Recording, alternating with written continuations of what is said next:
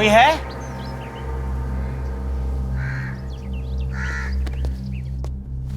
कोई है?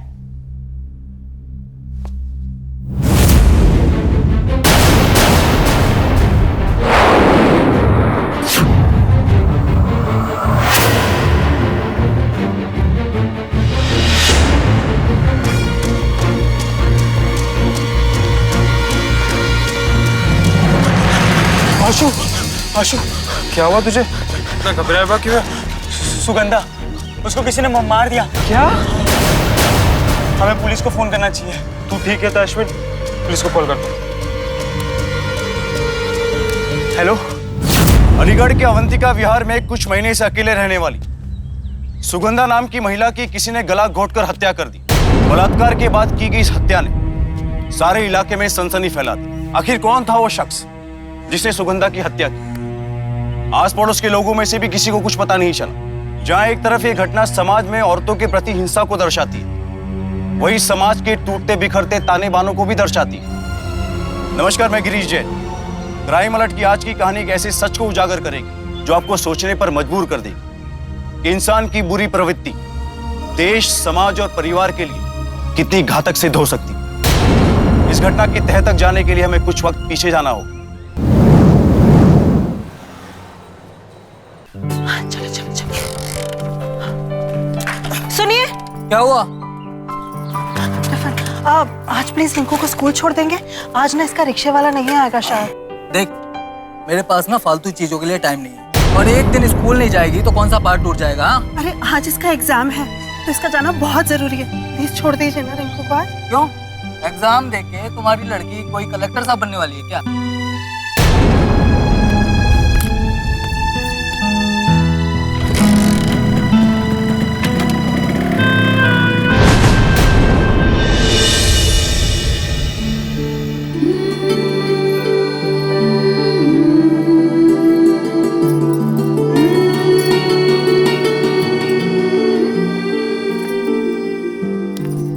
हो गई तैयार मेरी बेटिया रानी। कितनी प्यारी लग रही है, किसी की नजर न लगे।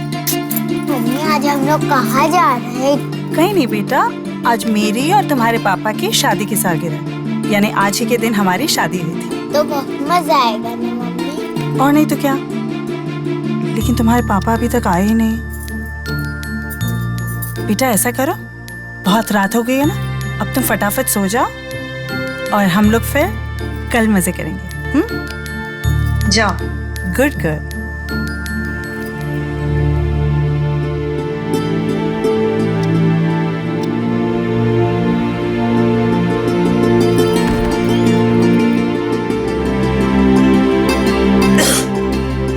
आज भी देर से ही आया आप।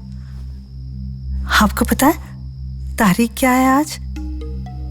मुझे क्या मतलब, कोई भी तारीख हो आज? हाँ?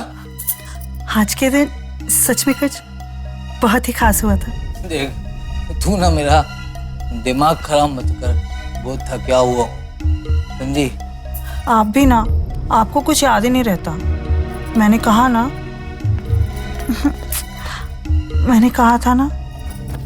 इतनी देर से बोलती जा रही है घास देने, घास देने। देख, मुझे ना नींद आ रही है और मेरी पसंद का खाना तू खा लेना।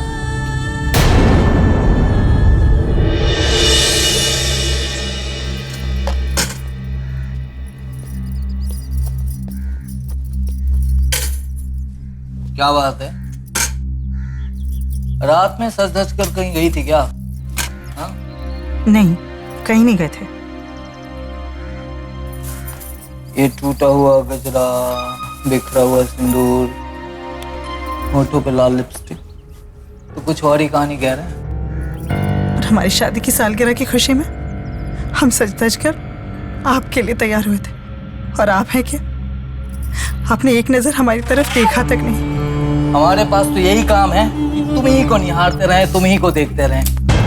और सुन लो, तुम कुछ भी कर लो ना, तुम्हारी जैसी बीवी होगी ना तो किसी को कुछ याद नहीं रहेगा। आपसे तो बहस करना ही बेकार है। मुझे इन सब के बारे में कोई बात नहीं करनी। बात ये थी कि मुझे आपसे रिंकू की स्कूल फीस के पैसे चाहिए थे। कोई जरूरत नहीं है रिंकू को इतने महंगे स्कूल में पढ़ाने की, समझी? मेरे पास पैसे नहीं। और हाँ, अगर होते भी ना तो नहीं देते। भगवान करे आप जैसा पति भी भगवान किसी को ना दे। मुझसे जवान मत चलाया कर। आज के बाद ना ध्यान रखना। नशा एक ऐसी बुराई है जो इंसान का अनमोल जीवन बर्बाद कर देता है। तो वो आपको आर्थिक, शारीरिक और मानसिक रूप से तो क्षति पहुंचाता ही है। अमृत के छोटे से परिवार के साथ भी कुछ ऐसा ही हुआ। नशे की लत ने उसे इस हद तक पहुंचा दिया कि अपनी सारी जिम्मेदारियां भूल गई। और इस कहानी में भी कुछ ऐसा ही हुआ। रिंकू, रिंकू, रिंकू, कैसी है मेरी बच्ची? ठीक हूँ। अरे हेमंत, आज तुम यहाँ कैसे? आज रविवार है ना, तो सोचा अपनी बच्ची से मिलने आ जाओ। ये लो। अरे इसकी क्या जरूरत थी? अरे मेरी बिटिया भी तो है, तो ले आया खेलने के लिए। और बताइए, सब ठीक ठाक है? हाँ ठीक ही है। भैया कहीं दिखाई नहीं दे रहे। आज तो रविवार है ना, छुट्टी होगी उनकी शायद। गए होंगे दारू के ठेके पर। रोज रोज का लड़ाई झगड़ा, रोज दारू पीकर आते और खराटे लेकर सो जाते हैं बस।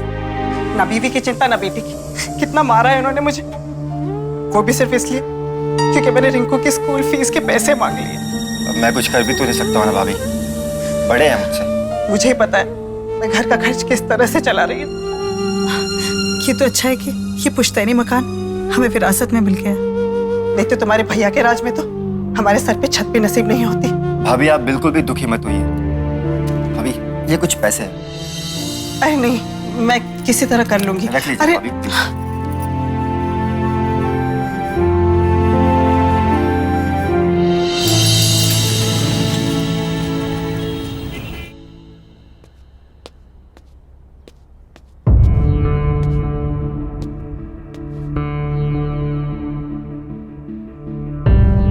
सुगंधा, सुगंधा, अरे क्या हुआ? ये रिंकू के पास खिलौने कहाँ से आया? अरे वो आज हेमंत आया था, वही देकर गया है। हेमंत क्यों क्यों आया था? हमसे मिलने आया था। हमसे मिलने आया था?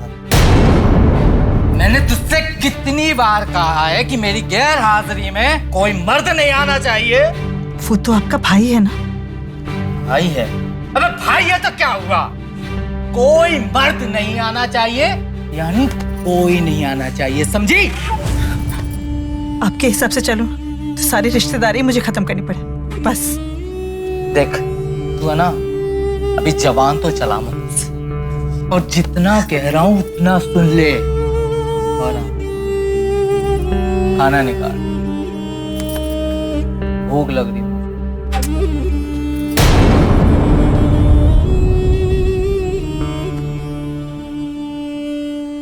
यार अश्विन, बोतल में पानी है क्या तेरे?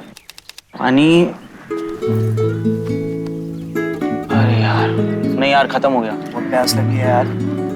अच्छा रुक, लेके आता हूँ मैं।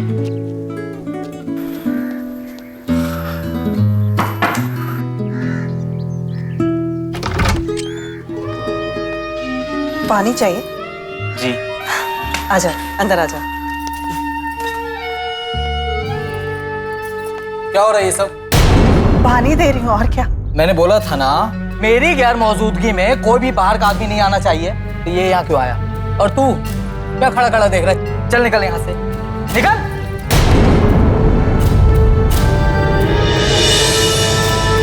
क्या देख रहा है तू? चल ना, निकल। आज के बाद दोबारा मत दिख जाना यहाँ पे।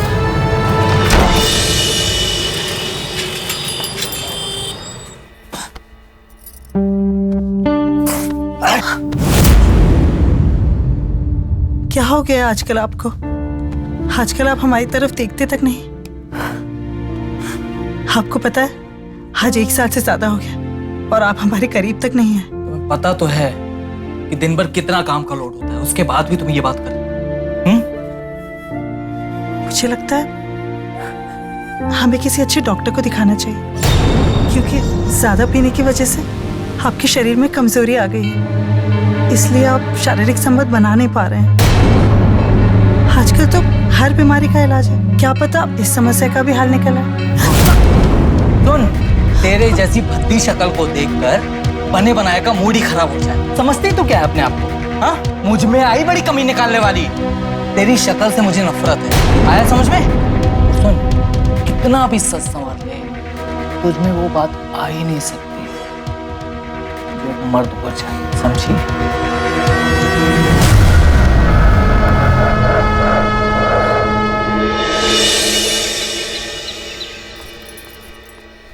सुगंधा, हाँ, सुगंधा, क्या हुआ? ये लो सब्जियां, जाओ रख दो। और सुनो, खाना निकाल। अरे वाह, ये बहुत अच्छा किया। तुम्हें क्या लगता है हमें तुम्हारी कोई फिक्र नहीं है? सच बताएं, बहुत प्यार करते हैं हम तुम्हें और रिक्कू को। अच्छा अच्छा, मुंह हाथ धो लो, मैं खाना निकालती हूँ।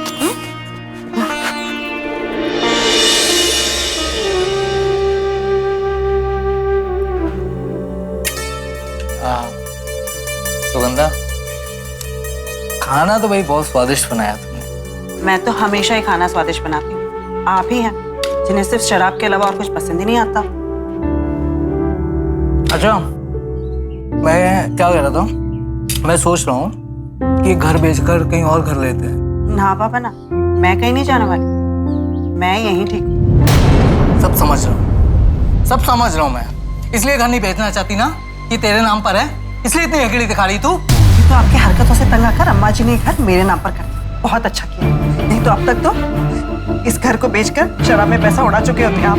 शराब में उड़ा देता। देख, मेरी बात मान ले, नहीं तो इसमें ही हम दोनों की भलाई होगी, समझ ले।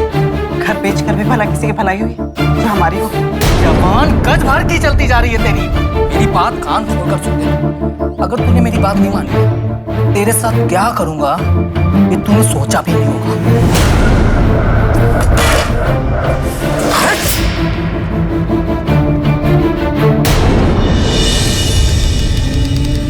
अभी आपने क्यों बुलाया? सब ठीक है? क्या ठीक होगा, ये तो मेरे अम्मा बाबूजी इस दुनिया में नहीं है ना, इसलिए मैं तुम्हारे भैया का इतना अत्याचार सहन कर रही हूँ। रोज रोज की गाली गलौज, मार पिटाई, सबको अपनी किस्मत मानकर चुप रह जाती हूँ।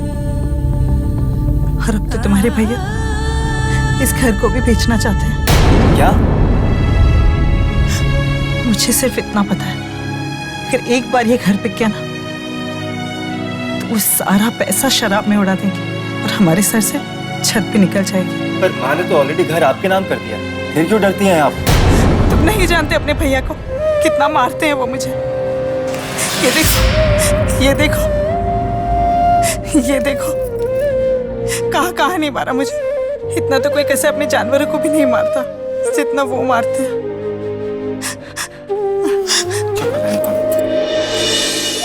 चुप हो जाइए, मैं हूं ना आपके साथ, आप घबराइए मत भाभी, कुछ नहीं होगा। वाह, क्या बात।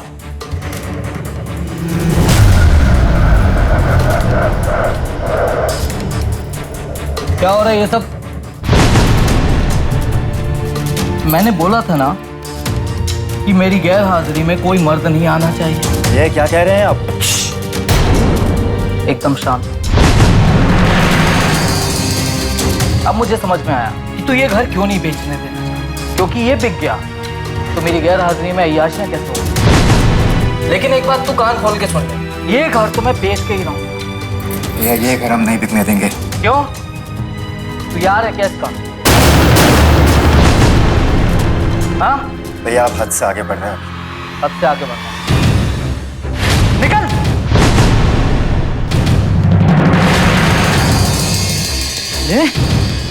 मना किया था ना, निकल।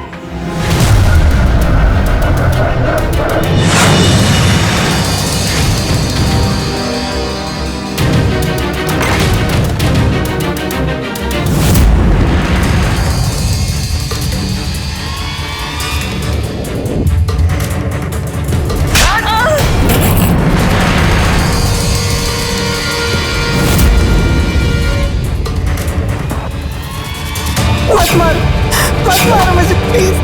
देखो, आज फिर वो सुगंधा को मार रहा है। अरे वही हर रोज का तमाशा। कंप्लेंट तो करनी पड़ेगी सर। देखता हूँ इस घर को तू कैसे नहीं बेचने देती। अरे तेरा अंजाम बुरा ही लिखा है।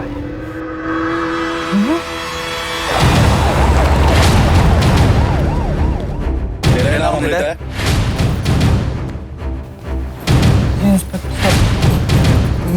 मेरा बहुत चर्बी चढ़ गई है ना, अपनी पत्नी को मारता है। चल। नहीं इंस्पेक्टर साहब, छोड़ दीजिए इनको, बिल्कुल नहीं।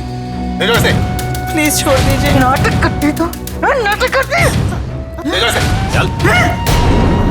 देखा ये कैसे धमकी दे रहा है? मुझे पता है तुम मुझसे डरती हो, इसलिए कुछ नहीं बोलती।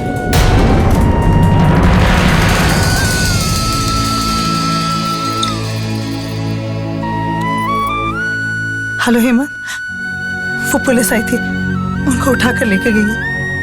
वो शायद कॉलोनी वालों ने शिकायत कर दी उनके खिलाफ। ठीक है किया। कुछ दिन अंदर रहेंगे तो सब कुछ ठीक हो जाएगा।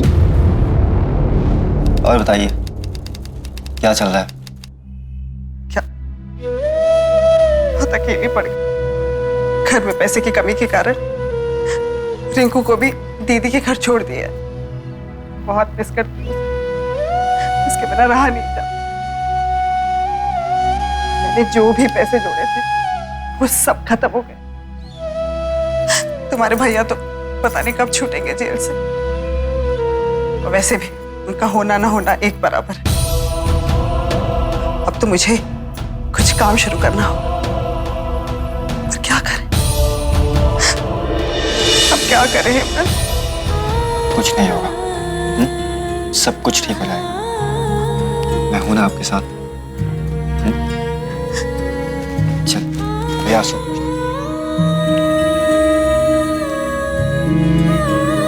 भाभी आप कितनी खूबसूरत है।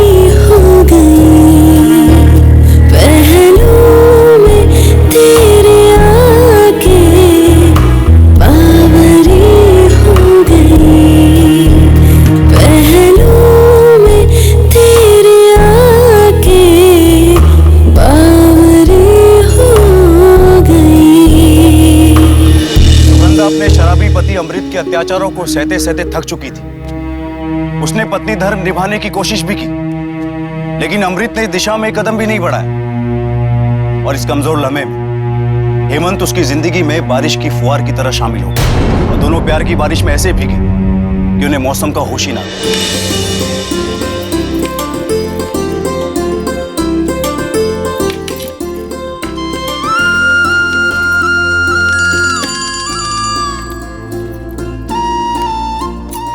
अरे हेमंत, कहाँ हो तुम? अभी तक आए क्यों नहीं? भाभी आपको एक जरूरी बात बतानी है। हाँ बोलो। भाभी वो भैया जेल से छूटने वाले हैं। क्या? हाँ भाभी, आज ही डेट है छूटने का। शाम को 4 बजे तक छूट जाएंगे। मुझे तो बहुत डर लग रहा है। भाभी आप एक काम करिए, पलटन बाजार आ जाइए। ठीक है, मैं तैयार हो जाती हूँ।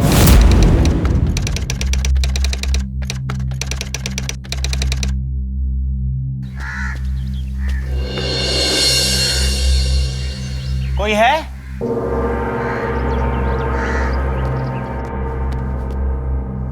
कोई है?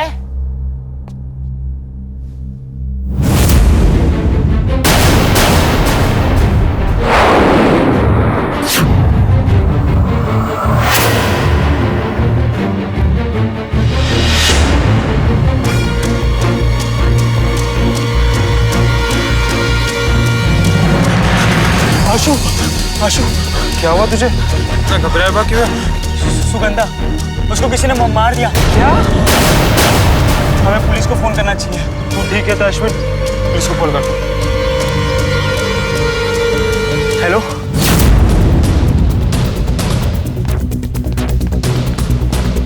किसे किया था? सर इसने किया था। बोलो क्या बात है? सर हम क्रिकेट खेल रहे थे तो मुझे प्यास लगी थी, इसलिए मैं पानी लेने आया था। सर मैं जैसे ही अंदर गया तो वहाँ सुगंधा की लाश पड़ी थी। ना किसी को हाथ नहीं लगाया तुमने? नहीं सर। दरवाजे पर? सर दरवाजा तो पहले से खुला था। सत्य कोई रिश्तेदार रहता है यहाँ पर? नहीं साहब, यहाँ कोई नहीं रहता है। एक बेटी है जो अपनी मौसी के साथ रहती है और उसका पति जेल में है। चलो अंदर चलते हैं।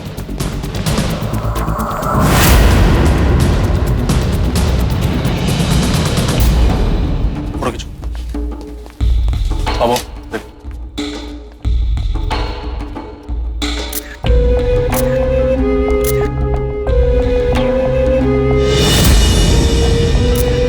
आप लोगों का काम हो गया क्या? Yes sir. विजय, लाश को पोस्टमार्टम के लिए भेज दो। Yes sir.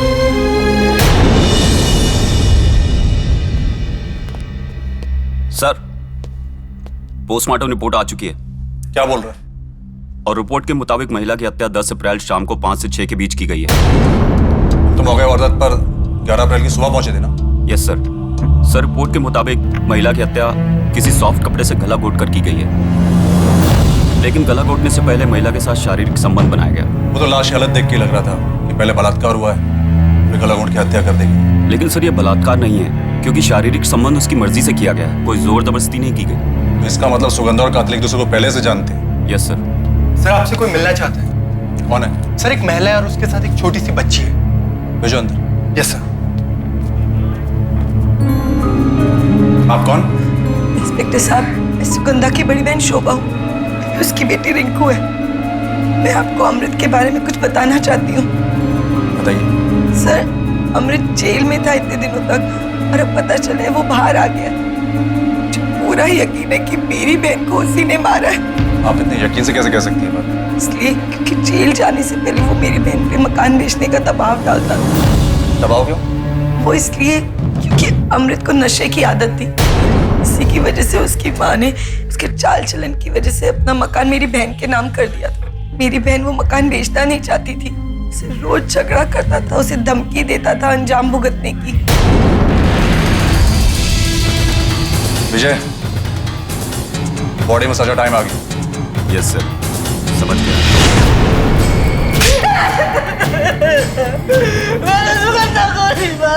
नौटंकी बंद कर। पोस्टमार्टम रिपोर्ट के मुताबिक 10 अप्रैल की शाम 5 से 6 बजे के बीच सुगंधा का मर्डर हुआ और मर्डर से ठीक पहले उसके साथ किसने शारीरिक संबंध बनाए, बलात्कार नहीं। और जिसके साथ भी उसके शारीरिक संबंध बने, इसका मतलब वो उसको अच्छे से जानती थी। मैं तो पहले ही से बोल रहा था सर, सुगंधा एक नंबर की बच्चन आवारा औरत है। मेरी कहलाती है पराये मर्दों को घर में बुलाती। शाम 5 बजे तू कहाँ था? सर जेल से छूटने के बाद सर दारू पीने के लिए दारू के अड्डे में चला गया सर। आप सर किसी से भी पूछ लीजिए सर ये सही कह रहा है, ये दारू के अड्डे पर ही मिला था।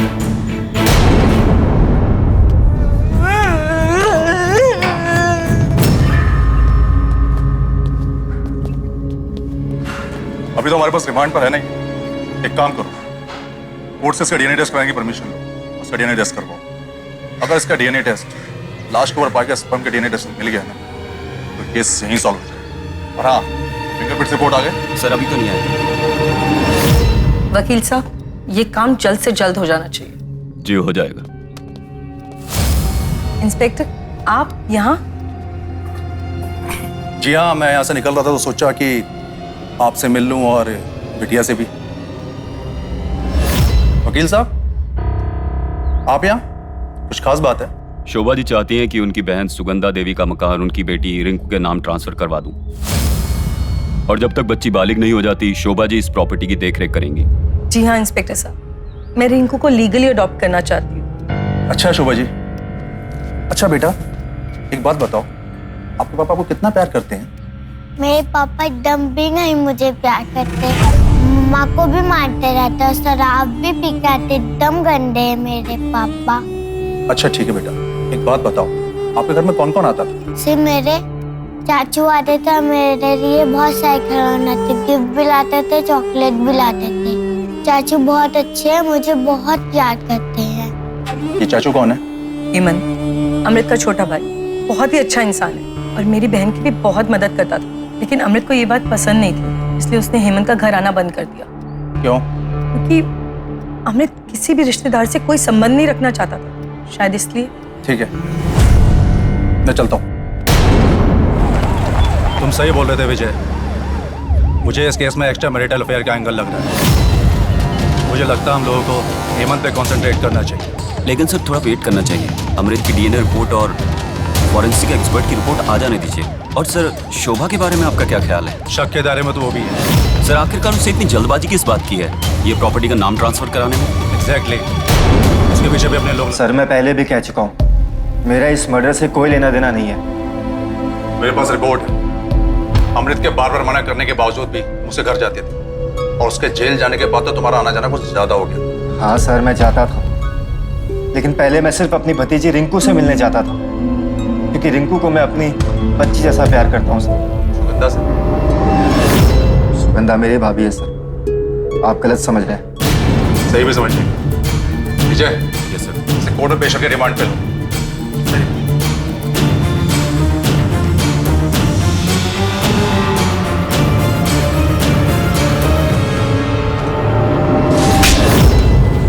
अभी झूठ बोलेगा? देख कॉल डिटेल्स आ गए। कॉल डिटेल्स के मुताबिक तूने 10 अप्रैल को 1:30 पर सुगंधा को कॉल किया। उसके बाद 2 से 3 बजे के बीच में तुम दोनों की लोकेशन थी पलटन बाजार। फिर तुम दोनों वहां से निकले और 3:15 पर विष्णुपुरी चौराहे पर, और 3:25 पर तुम दोनों की लोकेशन थी अवंतिका विहार, सुगंधा का घर,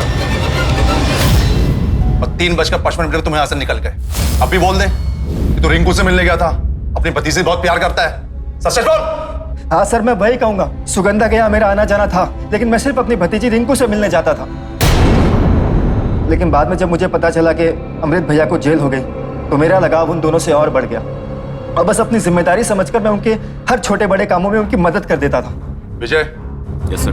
ये ऐसे सच नहीं बोलेगा। हेमंत बाबू को भी डीएनए टेस्ट करवाओ, पता तो चले ये सुगंधा ना ना ना ना अपनी भाभी से कितना प्यार करते थे। एक बात बताऊं, सुगंधा का मर्डर होने से पहले ना उसके साथ शारीरिक संबंध बने थे, रेप नहीं हुआ था, उसकी मर्जी से।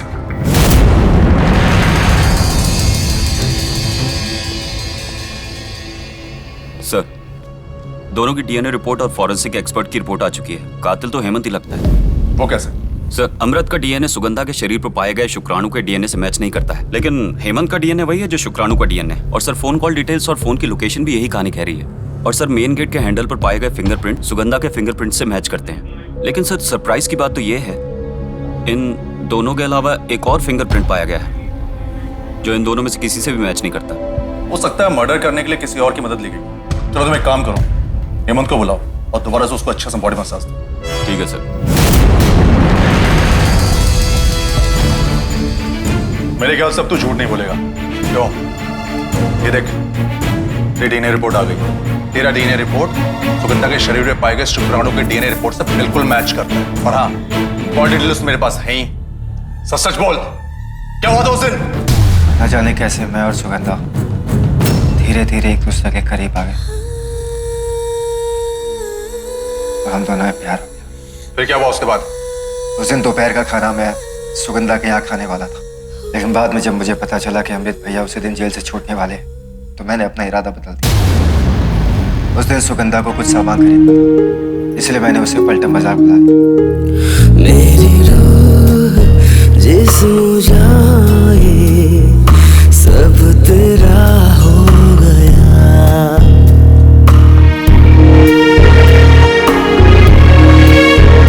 मेरी रूह जिस्म जाए। हमने पलटन बाजार से कुछ सामान खरीदा और एक जगह बर्फ के गोले खाने के लिए हो गया।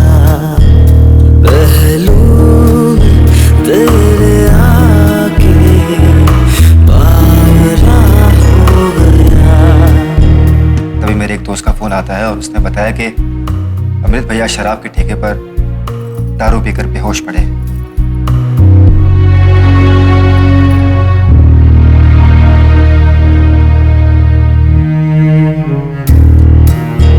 मुझे लगा हमारे पास अब बहुत समय है, इसलिए मैं वापस सुगंधा के साथ उसके घर चला गया।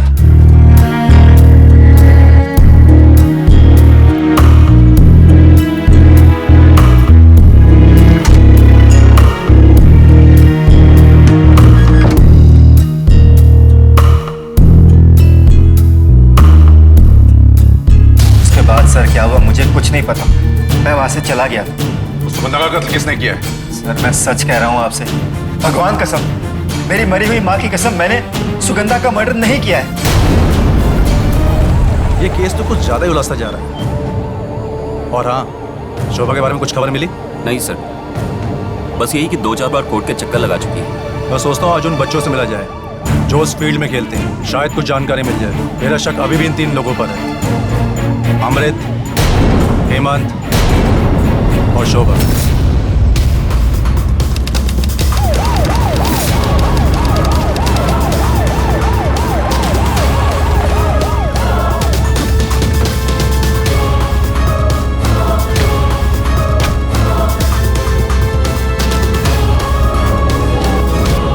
आज तुम लोग क्रिकेट नहीं खेल रहे हो?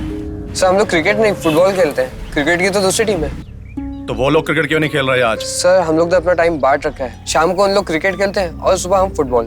लेकिन 11 अप्रैल को तो सुबह यहाँ क्रिकेट टीम खेल रही थी। सर टाइम का पता नहीं, लेकिन जिस दिन सामने वाले घर मर्डर हुआ था उस दिन सुबह क्रिकेट की टीम खेल रही थी।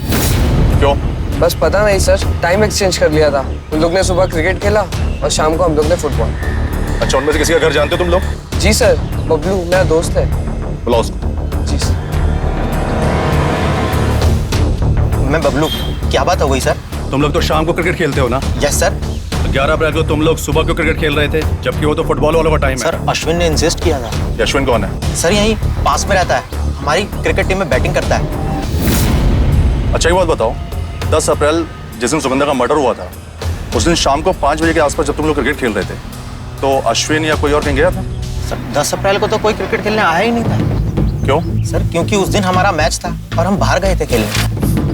तो अश्विन ने कैसे बैटिंग की? अश्विन तो आया ही नहीं था सर, उसकी तो तबीयत खराब थी। अच्छा। अच्छा, तुम लोगों में से कोई सुगंधा के घर जाता है? अश्विन ज्यादातर जाता था पानी लेने के लिए। अच्छा, चलो ठीक है, शाम को तुम लोग क्रिकेट देखने आते हो, ठीक है? जाओ।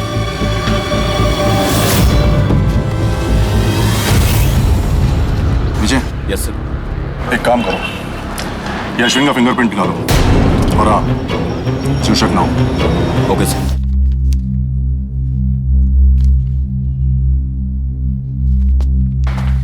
सर क्या रिपोर्ट है विजय? सर, अश्विन के फिंगरप्रिंट्स मेन गेट पर पाए गए फिंगरप्रिंट से मैच करते हैं। देखा, मेरा डाउट सही निकला ना? Yes sir. डालो उस अश्विन और अच्छे से बॉडी मसाज दो उसको। Yes sir.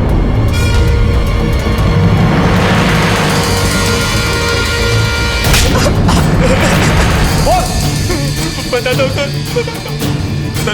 खेलते खेलते जब मुझे प्यास लगती थी तो मैं सुगंधा के घर पे पानी लेने जाता था। एक बार उसके पति ने मुझे वहां से डांटकर भगा दिया था और चेतावनी भी दी कि मैं दोबारा वहां ना आऊं, लेकिन सर मैं फिर भी वहां जाया करता। मुझे वो सुगंधा बहुत पसंद थी, तो बातें बहुत अच्छी करती थी, उसके पति की तरह खड़ूस नहीं थी। एक बार मैं उसके घर पानी लेने गया था, सुगंधा बहुत खूबसूरत लग रही थी।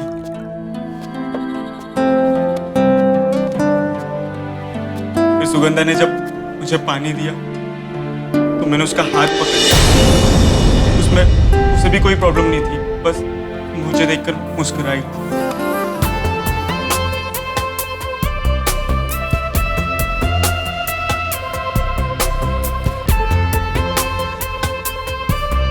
फिर सर हम और करीब आ गए।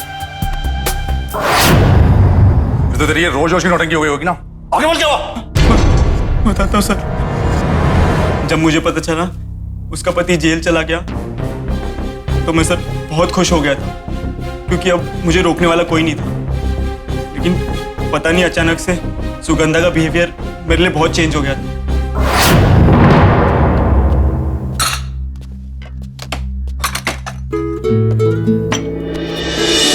छोड़ो छोड़ो मुझे। क्या हुआ? देखो अभी तुम बहुत छोटे हो, इन सब चीजों में मत उलझो, अपने पढ़ाई पे ध्यान दो, समझे? मैं अब आपको अच्छा नहीं लगता? बेकार के सवाल मत पूछो मुझसे, अपना पानी लो और निकलो यहाँ से। और ऐसी हरकत दोबारा नहीं होनी चाहिए, बता रही हूँ मैं अभी से। और आज के बाद यहाँ आने की भी कोई जरूरत नहीं है पानी के लिए। इसके बाद क्या हुआ?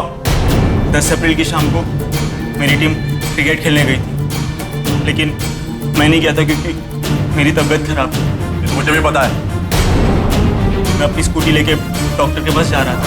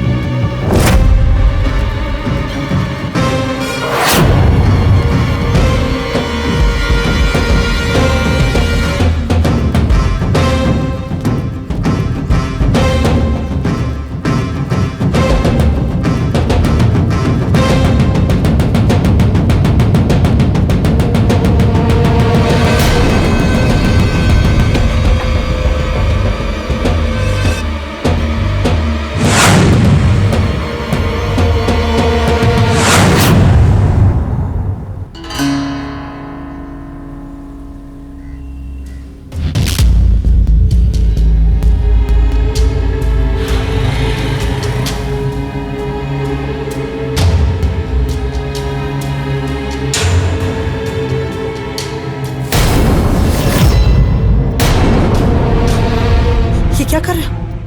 प्यार कर रहा हूँ। मैंने तुम्हें यहाँ आने से मना किया था ना? हाँ किया तो था, लेकिन पलटन बाजार से पीछा करते करते यहाँ पर आ गए। सुगंधा, तुमने मुझे यूज किया है। क्यों किया ऐसा तुमने मेरे साथ? क्यों किया? ये बिल्कुल गलत है। मैं मानती हूँ कि शुरुआत में मुझे तुमसे लगाव हुआ था, लेकिन तुम्हारे जाते ही मैं बहुत गिल्टी फील करने लगी थी। मुझे ऐसा लगता था कि मैं सचमुच कुछ बहुत गलत कर रही हूँ। मुझे अपने आप में बहुत खराब फील होने लगा था, और इसलिए मैंने तुम्हें यहाँ आने से मना कर दिया। बस यही सच है। और ये जो तुम अभी कर रही हो? क्या? मैंने सब देख लिया, सब देख लिया मैंने। देखो, मैं मानती हूँ कि मुझे तुमसे लगाव हुआ था शुरू में। मैं तुम्हें अपना मानने लगी थी, लेकिन एक बुरी औरत होने का एहसास मुझे हेमंत के करीब जाकर ही मिला। और मैं कुछ नहीं। हाँ बोलो सुगंधा, मैं कुछ नहीं। बोलो।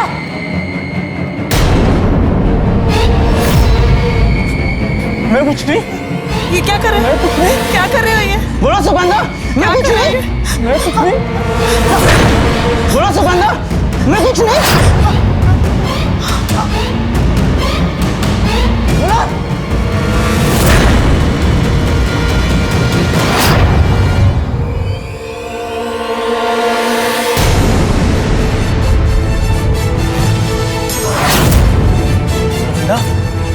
सुगंधा, सुगंधा,